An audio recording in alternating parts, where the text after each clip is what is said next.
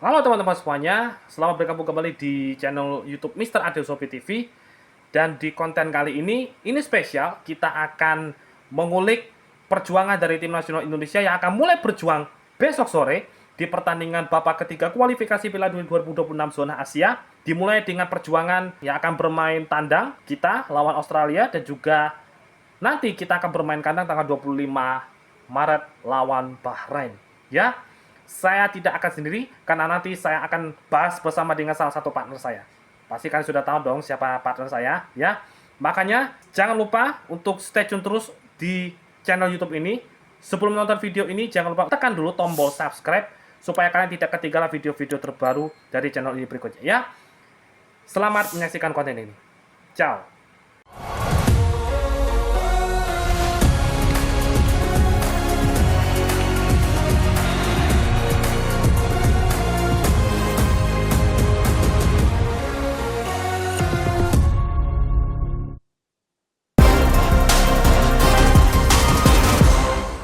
Kurang dari 24 jam lagi kita akan menyaksikan kembali perjuangan dari tim nasional Indonesia yang akan berjuang kembali di lanjutan babak ketiga kualifikasi Piala Dunia 2026 zona Asia, di mana di bulan Maret ini akan ada dua pertandingan yang akan dijalani, yaitu tanggal 20 Maret besok kita akan bertemu dengan Australia di kandang Australia, dan 25 Maret kita akan bertemu dengan Bahrain di Gelora Bung Karno. Seberapa besar sih peluang kita untuk lolos ke Piala Dunia, dan apa saja prediksi yang akan terjadi nanti untuk dua pertandingan antara Australia berhadapan dengan Bahrain?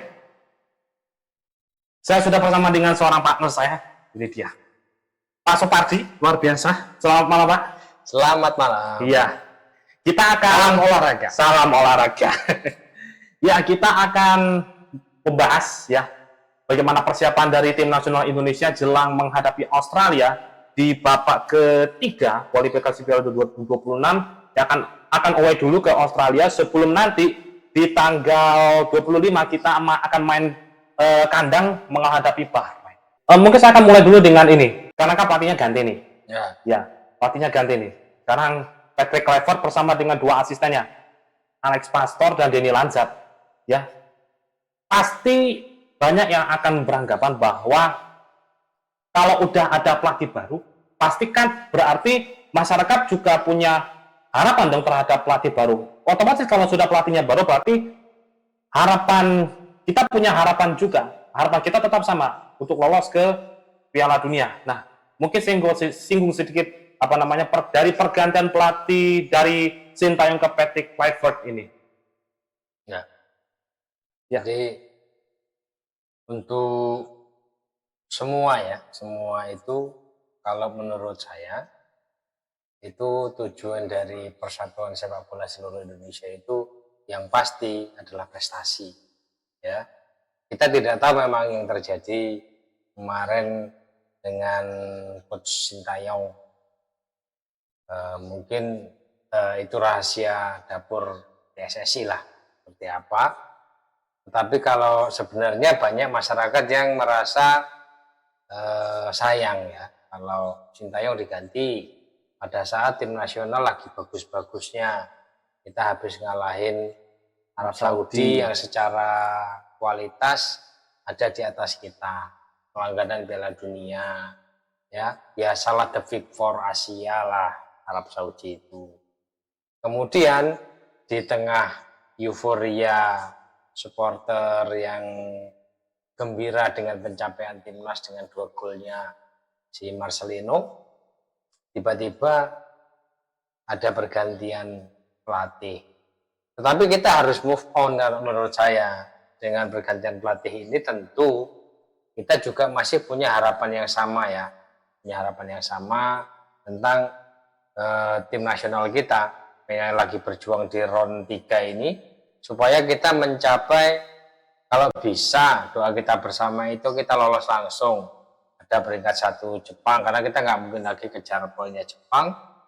Kita paling tidak masih bisa bersaing untuk posisi runner up ya, seperti itu. Jadi ya secara sebenarnya kalau dihitung secara kekuatan tim-tim yang ada di grup C ya, grup C ini untuk di bawahnya Jepang mulai dari Arab Saudi, Australia, Arab Saudi, kita, Indonesia, Bahrain, Cina, itu kekuatannya merata, tinggal bagaimana memanfaatkan peluang yang sekecil mungkin itu untuk menjadi sebuah kemenangan.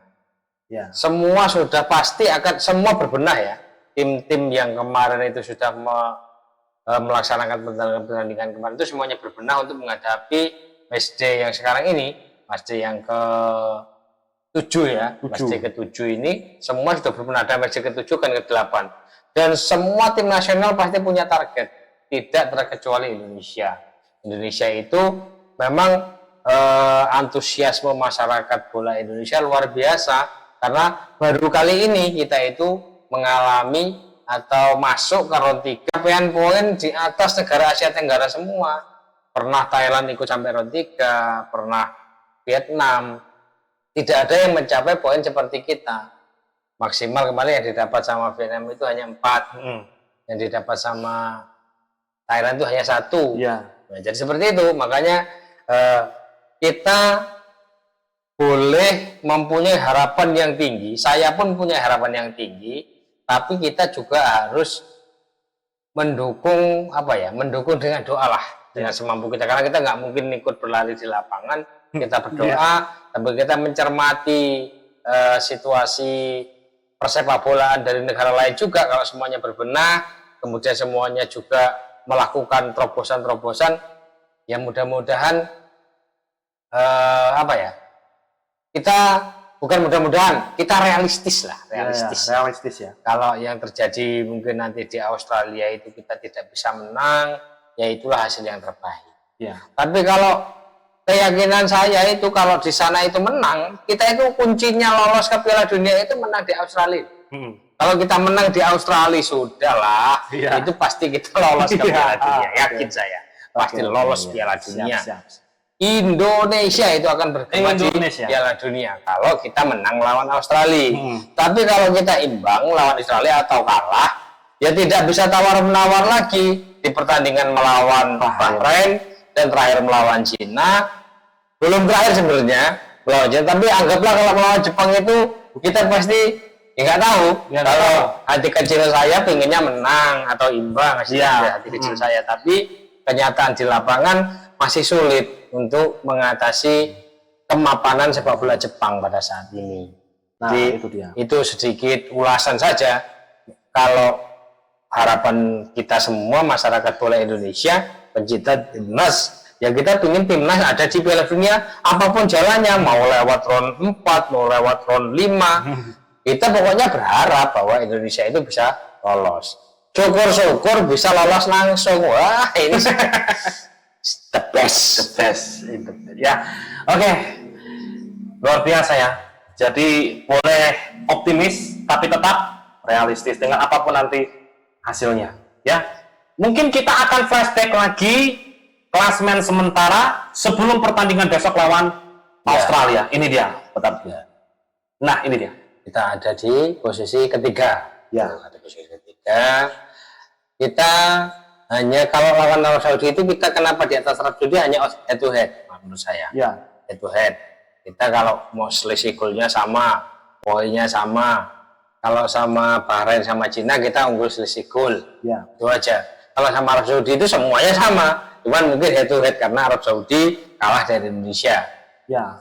Tuh, itu dia. Nah, ini dia ya gambaran dari klasmen sementara ya. Indonesia ada berada di peringkat ketiga dan lawannya nanti Australia ada di peringkat kedua dengan nilai 7. Hasil dari 1 kali menang, 4 kali imbang dan 1 kali kalah. Ya, itu dia. Ya. Nah, ini akan sangat menentukan 4 pertandingan tersisa ini, Pak. Ya. Ini dia. Tanggal 23 Maret, tanggal 2 hari Kamis besok ya. Ya. Jam 4 sore waktu Indonesia.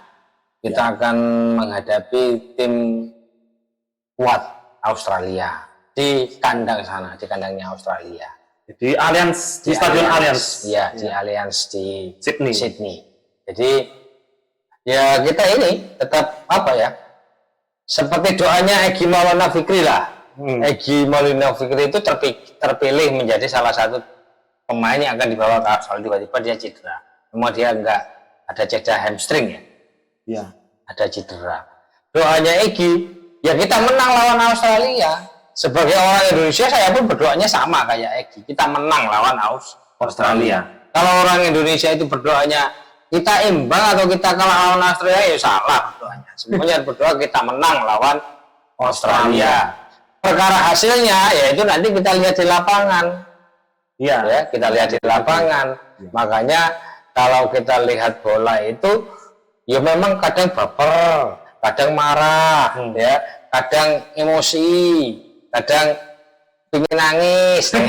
Karena ya seperti itulah suasana penonton sepak bola itu diadu-adu emosinya, sehingga kita nggak terasa tiba-tiba kalau pada saat kita unggul, waktunya nggak cepat habis ya, supaya kita tetap bisa mempertahankan keunggulannya. Pada saat kita kalah, waktunya cepat sekali ya, kita belum menyamakan kedudukan. Seperti itu.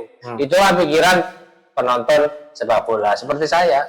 Jadi kalau nonton itu kalau pas lagi kalah itu, ini kok nggak selesai. Kalau pas kita menang loh, kok nggak selesai nih. Tapi pada saat kalah, loh, kok cepet amat habisnya. itu. Padahal ya itu bola itu sudah diatur. Kalau pakai akal sehat memang ada matematikanya tuh. Babak pertama 45 menit, babak kedua 40 menit, sudah nggak ada lagi kalau dalam sistem setengah kompetisi kayak gini ya. Iya. Ya, setengah kompetisi. Jadi ya memang ada waktu yang ngatur. Jadi penikmat sepak bola, saya bukan pengamat ya, saya penikmat, tapi saya sedikit-sedikit juga mencermati perkembangan timnas Indonesia. Kalau menurut saya, selama saya mulai mengerti nonton sepak bola dari saya itu SMA sampai saat ini umur sudah 50 tahun ini, ya inilah saat yang terbaik. Performa tim nasional kita. Kalau dulu sering ada perpecahan, PSSI itu ada 2 kubu, tiba-tiba disanksi sama FIFA, liganya ada 2, tim nasionalnya ada 2, dulu luar biasa. Sekarang ini bisa luar biasa, semua satu tujuan, satu keyakinan bahwa memajukan sepak bola itu harus satu pemikiran. Iya betul. Kalau pemikirannya itu beda-beda ya nanti sepak bolanya juga nggak bisa, rohnya itu nggak bisa ada di tim nasional kita, sehingga tercerai-berai kekuatannya. Pada saat itu kita sampai kalah 10-0 sama Bahrain. Itu ya karena pemain terbaiknya nggak bisa dikirim. yang dikirim pemain kelas 2 seperti Piala AFF kemarin itu. Kenapa kita nggak bisa berbicara banyak? Karena yang main di Piala AFF itu kan ya hanya pemain-pemain muda. Sedangkan di negara lain mengirimkan pemain-pemain terbaik. Itu dia. Makanya kita nggak bisa berkibar, bahkan kita nggak bisa masuk semifinal kan kemarin. Iya, itu dia. Iya, kan? Tapi AFF itu bukan tolak ukur kekuatan sebenarnya. Ingat loh ya. Betul. Bukan tolak ukur kekuatan sesungguhnya timnas kita. Bahkan negara lain pun sudah tahu hal itu, seperti Vietnam, Thailand, Malaysia, tahu bahwa Indonesia itu yang dikirim hanya tim U22 ya. Itu ya. Nah, jadi kalau kita nggak juara Piala AFF, jangan baper, jangan dijadiin sebuah alasan ya, atau alasan untuk menyalahkan pelatih yang ada pada saat itu. Waktu itu Coach Sintayong ya. Jadi kita berharap lah untuk yang sekarang ini Coach Patrick Kluivert ini bisa meningkatkan performa tim lah. Iya. Jangan sama, harus lebih baik. Karena katanya kalau waktu itu masalahnya ada di komunikasi, di ruang ganti. Kalau sekarang kan Coach Patrick ini sudah pintar bahasa Inggris ya. Sama-sama juga kultur, sama-sama dari Belanda. Karena pemain kita yang naturalisasi kebanyakan dari Belanda kan, nanti nyambung. Iya, harusnya kayak gitu. Komunikasi bisa harus lebih baik dengan pelatih baru. Ya kan?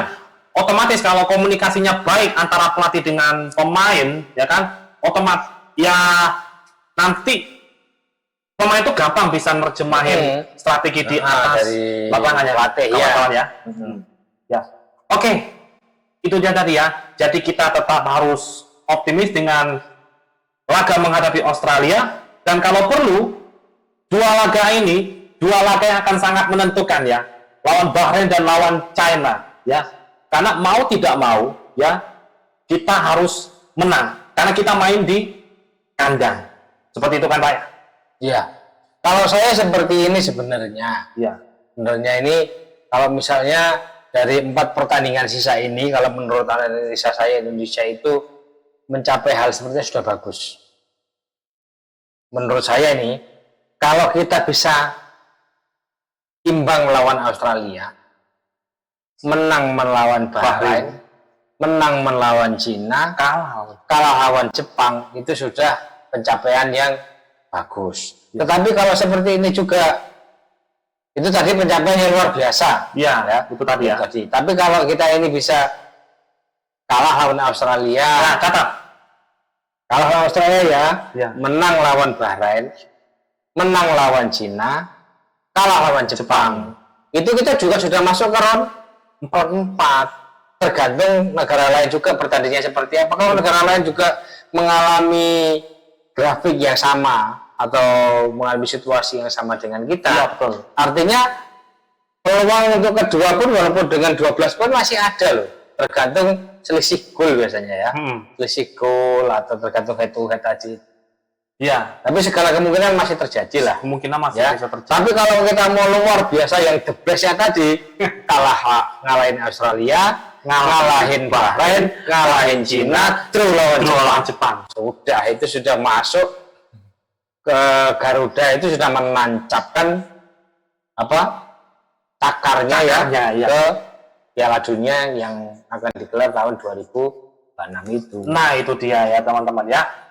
Jadi itu tadi kembali sepak bola itu bukan ditentukan di atas kertas ya, tapi ditentukan di atas lapangan. Nah itu dia.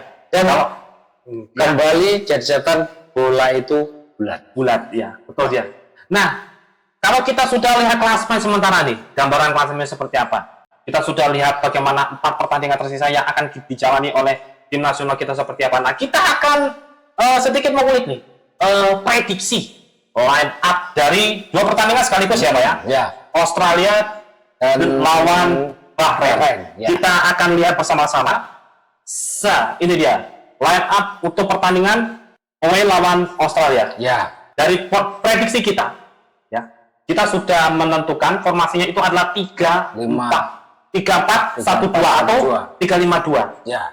Ya, tapi ini baru prediksi. Bisa saja nanti yang terjadi tergantung nanti di atas lapangan ya. Seperti apa. Nah, mungkin Bapak bisa jelaskan ini perkiraan line up-nya. Kalau formasi seperti ini kan 3-4-1-2. Ini dalam prakteknya nanti bisa berkembang menjadi 5-3-2 atau bahkan mungkin 5-3-5-3-4-1 bisa seperti itu. 3-4 atau mungkin 5-3-2 atau 5-4-1 atau 5-4-1 bisa seperti itu. Masalahnya pada saat itu nanti tergantung kebutuhan pada saat pertandingan ya. Pada saat pertandingan sudah mengalami dalam posisi apa. Kalau kita mungkin dalam posisi menyerang ya 3-5-2 atau mungkin bahkan 3-4-3 ya, 3-4-3 bisa seperti itu ya. Kalau memang dalam posisi kita menyerang. Kalau pada saat bertahan ini si Palu Pesi, Tom Haye, ya, Calvin Verdong bisa membantu Rizky Ridho, Kevin Dick dan Jait Ses di belakang. Ya. Sementara kalau Arhan tetap harus jadi sayap kanan untuk mobil serangan kita ke depan, jemput bola lah dia itu. Ya. Jadi gelandang pengangkut air lah ya. Lari sana lari sini, kan usianya masih muda. Ya. Kalau saya tetap setuju yang ditaruh di sayap kanan ya. Sayap kanan ya. Kanan di sini.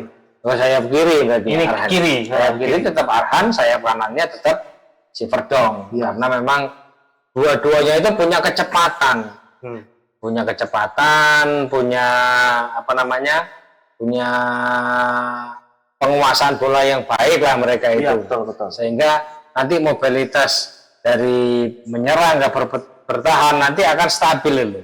Pada saat mereka harus bertahan, mereka akan cepat menempatkan diri pada posisi. Pada saat menyerang, mereka juga akan terus bisa maju untuk menyerang. Support untuk Marcelino dan Romeni dan Bagaskara. Nah ini dia. Kenapa kok yang dipilih ini adalah kok Septian Bagaskara? Kok bukan seperti biasanya kayak Rafael Strike gitu Pak? Jadi gini, kalau kenapa kok Septian Bagaskara? Karena Septian Bagaskara ini grafik di Liga 1 lagi bagus. Ya, selain dia itu punya kecepatan, punya kemarin itu sudah kalau nggak salah 7 gol ya. Ya, Septian Bagaskara ini di Liga 1. Dan di Liga 1 itu kualitas pemain juga nggak terlalu kalah amat sama dari pemain abroad ya, yang ada di Eropa. Ya, karena Septian Bagaskara itu tingginya juga lumayan, dia 182 cm ya, atau berapa itu tingginya. Jadi dari kalau dia itu duel sama back lawan sama siapa, Harry Soter ya, Harry Soter itu ya, walaupun dia itu 200 sekian ya, 202 berapa tingginya. Tapi ya, Harry Soter absen loh Pak. Oh, absen ya? Absen dia karena ada beberapa pemain inti yang selain Harry Soter ada juga pemain yang pemain keturunan yang cepat dia larinya. Itu makanya si Bagaskara ini kan selain Bagaskara juga ada oleh Romeni. Ada Romeni, ada Bagaskara, bahkan ada Marcelino ini juga striker bayangan ya? Ya, shadow striker atau bisa dibilang striker palsu. Nah, striker palsu lah dia itu. Waktu itu kan pas lawan Arab Saudi itu kan ya posisinya di situ sih. Iya. Ya, seperti itu. Maka kenapa kok kita pilih formasi dengan komposisi pemain yang kita pilih ini? Iya. Ini hanya kita loh ya. Hanya perkiraan ya. Praktek di lapangan nanti ya semua ada di tangan coach Patrick Kluivert ya. Soalnya yang tahu kebutuhan tim pada saat nanti bertanding itu ya si pelatihnya ya, tim pelatih yang lebih tahu tentang ini ya kan. Ya. Ingat ya teman-teman ya, ini hanya prediksi ya, prediksi susunan. Tapi kita nggak akan tahu apa isi pikirannya Patrick Kluivert, Alex Pastoor dan juga Denny Langer di atas lapangan. Bisa saja kan pemain-pemain yang dipilih juga beda sama yang kita prediksikan. Bisa jadi, memang kita kan pilih berdasarkan apa yang menjadi pemikiran kita kan. Ya. Oke, ini yang untuk ini tadi lawan Australia. Nah, bagaimana dengan lawan Bahrain? Karena teorinya kalau kita mau menang pasti kan harus menyerang kan. Nah, kita berdua, saya dengan Bapak saya Pak Sumardi ini sudah pilih format kita 4-3-3. Ya. Nah, seperti apa nih? Kalau dengan formasi kita harapannya kan gini. Ya. Waktu kita melawan Bahrain di kandang Bahrain, waktu itu kita bisa draw lah, walaupun seharusnya kita unggul karena ada kejadian yang 9+6 9 itu makanya kita jadi imbang ya. Jadi menurut saya formasinya kita harus menyerang sebenarnya kalau melawan Bahrain. Jadi makanya kita prediksi nanti ada tetap Pemhayi, Marcelino, Palovici di tengah, kemudian di depan ada strike, Romeni dan tetap ada Arhan. Seperti itu supaya ya ada keseimbangan lagi pada saat bertahan. Tetap ada Hilgers, Verdonk, Kevin Dijk sama Jesus. Mungkin ada yang nanya nih, kok di pertahanan kok yang dipasang Hilgers kok bukan Jason Hapner, sedangkan di depan itu kan harusnya kan Ragnar kan, Ragnar Mangun yang dimainkan, karena Jason Hapner sama Ragnar Mangun kan nanti lawan Australia kan absen. Nah, nanti mereka bisa main lagi lawan Bahrain gitu. Masih pertanyaannya nih, kok Jason Hapner sama Mangun tuh nggak ada di sini? Ya mereka itu namanya pelatih itu biasanya kan gini. Dia itu menentukan komposisi pemain itu berdasarkan siapa yang paling siap. Seperti itu. Siapa yang paling siap untuk bertanding. Bisa jadi nanti setengah main si Hilgers atau si Kevin Dijk digantikan sama Hapner. Bisa jadi nanti setengah main si strike si Arhan digantikan sama si Mangun atau Bagaskara. Seperti itu tergantung kebutuhan tim di lapangan nanti. Jadi susunan pemain ini hanya starting 11 pada saat kick off. Nah, berkembangnya nanti kan ada pergantian pemain. Jadi sekarang ini Patrick Kluivert itu punya keleluasaan karena banyak pemain berkualitas, banyak opsi. Sehingga susunan pemain itu kadang-kadang kita juga agak apa ya? Karena banyak pilihan kita itu agak bingung juga. Makanya kita tentukan yang ini dulu.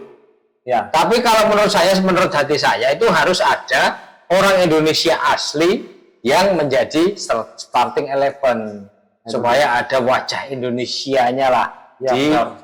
starting 11 itu. Ya, Bukan itu dia. keturunan semua. Ya bukan maksudnya mereka enggak nasionalis, enggak, supaya kelihatan lebih bervariasi aja Iya, gitu. benar-benar. Ya. Nah, itu dia ya. Oke. Prediksi untuk skor. Oke, untuk skor saya dulu sudah puas kalau lawan Australia itu 1-1. 1-1 ya. Saya juga optimis, saya tetap optimis Indonesia menang. Kalaupun menang tuh menangnya 1-0. 1-0. Nah, sebelum kita tutup, ada beberapa skenario ya. Ada beberapa skenario yang saya dapat di sini. Mungkin kita akan kulik beberapa skenario ini untuk bisa membawa Indonesia ini lolos ke Piala Dunia langsung dari round 3. Nah, kalau menurut pandangan Bapak, ini realistiskah di antara 5 skenario ini? Ya, manakah yang lebih realistis atau bagaimana, Pak? Nah, ini dia. Ada 5 skenario di sini. Jadi kalau untuk skenario yang pertama itu sepertinya ya kalau terjadi luar biasa lah kalau terjadi. Ya. Tapi kalau tidak terjadi, ya kayaknya berat sih kalau kita mau sapu bersih di 3 pertandingan lawan Australia, Bahrain dan Cina kayaknya agak sulit. Ya. Tapi kalau kita bisa menang melawan Australia, melawan Bahrain, melawan Cina, ya nggak mustahil kita juga menang melawan Jepang. Iya. Ya, nggak mustahil. Nah, Kemudian untuk opsi yang kedua, itu yang masih meloloskan kita itu ya seperti yang menjadi masih apa ya? Masih menurut saya itu kalau yang Indonesia lawan Jepang itu kalau mau draw kayaknya masih agak berat karena main kita Sulit. di kandangnya Jepang Sulit ya. sekali. Nah, jadi kalau menurut saya yang paling masuk akal itu ya opsi yang opsi yang keempat bahkan bukan hanya ketiga, yang keempat. Ya. Jadi kita draw melawan Bahrain, ya kita draw melawan melawan Australia kita draw, melawan Bahrain kita draw, melawan Cina kita menang, melawan Jepang kita draw juga maunya. Tapi ya itulah yang namanya prediksi ya. Jadi kalau kita di opsi yang keempat kita masih lolos langsung ya. Masih lolos langsung karena kita unggul selisih apa? Selisih gol apa? Bisa jadi selisih gol, bisa jadi nanti head to head-nya. Oh ya. Oke teman-teman, terima kasih sudah menonton konten kita ya. Jangan lupa untuk dukung perjuangan tim nasional Indonesia di pertandingan kualifikasi Piala Dunia 2026 zona Asia yang akan dimulai tanggal 20 Maret nanti. Dimulai dengan pertandingan lawan Australia, kick-off-nya itu jam 4 sore, dan pertandingan lawan Bahrain tanggal 25 Maret jam 8.45 malam waktu Indonesia Barat. Saksikan live eksklusif hanya di RCTI dan juga lewat aplikasi RCTI Plus dan juga Vision Plus ya. Jangan lupa kasih dukungan, support yang positif kita untuk tim nasional Indonesia, dan jangan lupa boleh optimis tapi tetap realistis dengan hasil apapun yang terjadi nanti di pertandingan di 2 pertandingan sisa ini ya. Lawan Australia, lawan Bahrain, kemudian nanti di bulan Juni kita akan kembali bertemu dengan China dan juga kita akan away di Jepang ya.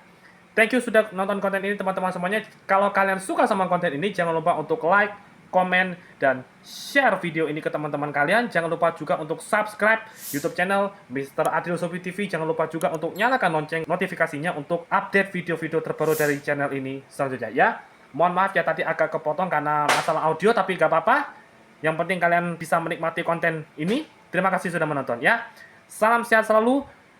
Tetap dukung tim nasional Indonesia. Siapa kita? Indonesia. Salam olahraga.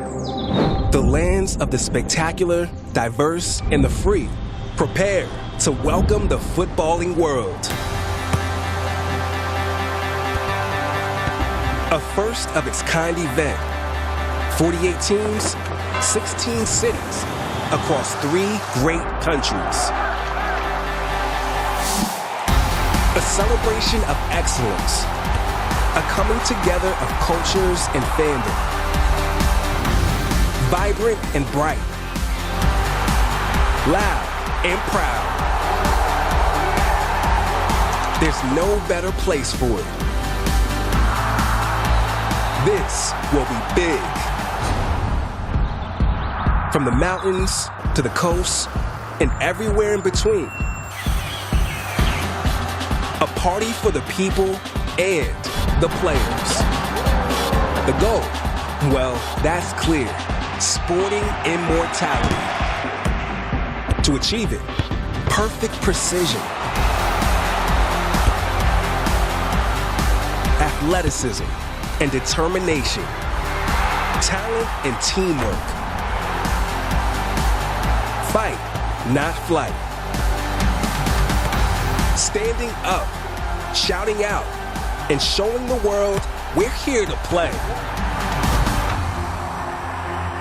The event of a century, coming to a town or a screen near you. The 2026 FIFA World Cup. The chance to make dreams a reality.